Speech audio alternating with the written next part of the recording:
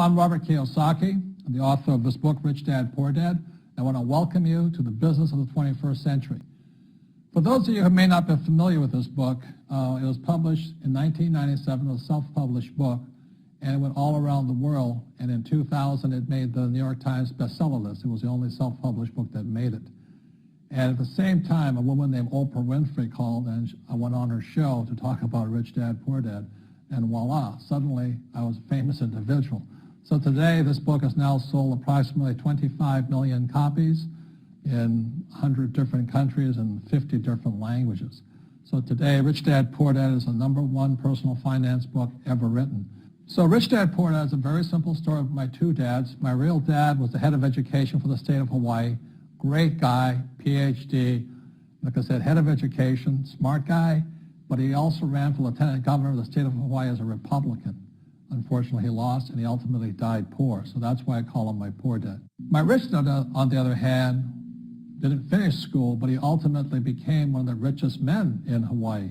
So he was my best friend's father, and starting when I was just the age of 9, my rich dad began teaching me about money and business and why the rich are getting richer and why there's this big gap between the rich and everybody else today. So Rich Dad is a very simple, true story about two fathers, Rich Dad and Poor Dad, tell their two sons about money.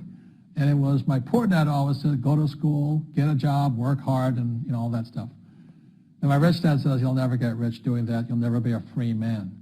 So that's kind of the differences. But if I would show you a diagram of the differences here, is that in financial education, this is very simply the difference.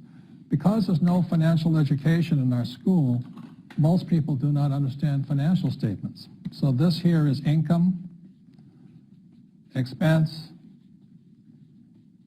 assets, and liabilities. And the reason my poor dad was poor, it was very simple. Because he couldn't read a financial statement because he don't have financial education in school. He was financially illiterate, although a PhD. And my poor dad always said, our house is an asset. And my rich dad said, your father may be well educated, but he can't tell assets from liabilities.